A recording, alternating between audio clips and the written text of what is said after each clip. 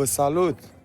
Numele meu este Valentin Viorel și în seara asta suntem în Costinești și vom merge prin parcul de distracții din Costinești, apoi pe promenadă un pic pe strada Costineștiului și ne îndreptăm spre Nibiru. Să vedem ce facem și pe acolo.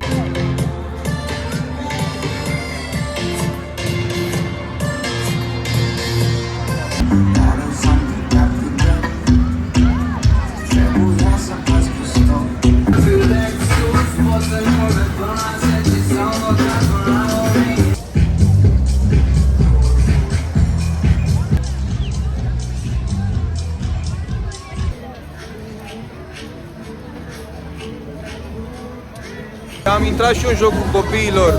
Vă dau un lanțuri. Am ridicat. Plecăm. Am început să ne mișcăm. Este la înălțime. Deja încep fiori. Mamă, deja simt fiori. M-a luat.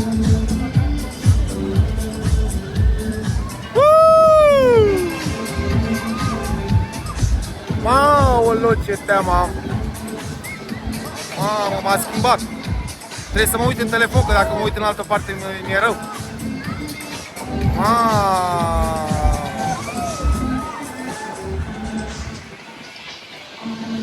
Mamă, n-am mai simțit fiorii ăștia de mult! Mamă! Sunt la înălțime! Mamă, și când eram mic ne învârteam cu lanțurile alea, ne îmbrățișam, ne făceam toate nebunile în lanțurile astea. Pe ne roteam în sus, adică dăteam cu ele de... Mamă, când era târgul la țară, pe vremuri.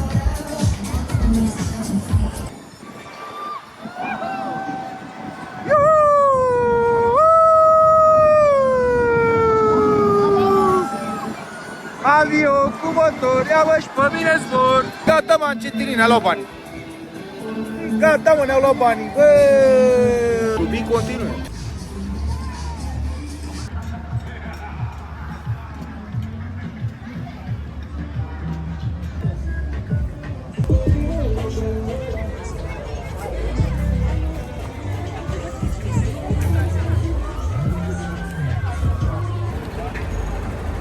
Autobuzul Nibiru. Lumea stă la coadă. Și am ajuns pe vestita stradă din Costinești. Știi care? Urmează acum.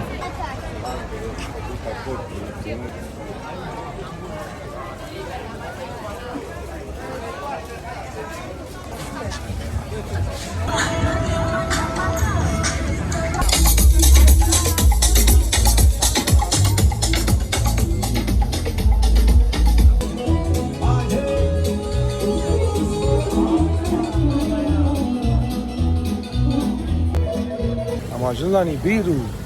Yeah! Salut! Nu, mă filmez pe mine.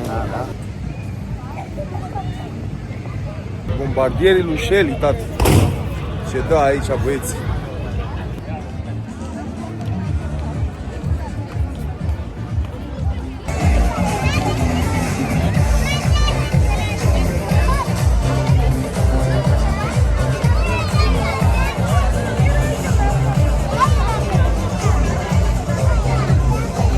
Salut, vreau și eu cu Cuba Libre. Cu Havana sau cu Cuba? Havana. Faci și mie un Havana? Cu cardul? Da. Vezi în frigider! Te să apropiați. Am luat o Cuba. Am trecut cât divide adevărate, eu sunt best. Că îmi trece ca pe rate, Bună, mă!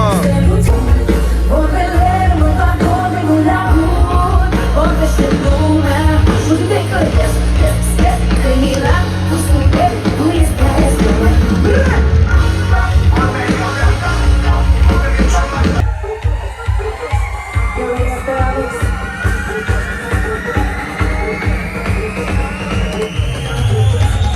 Asta să nu ură, și-am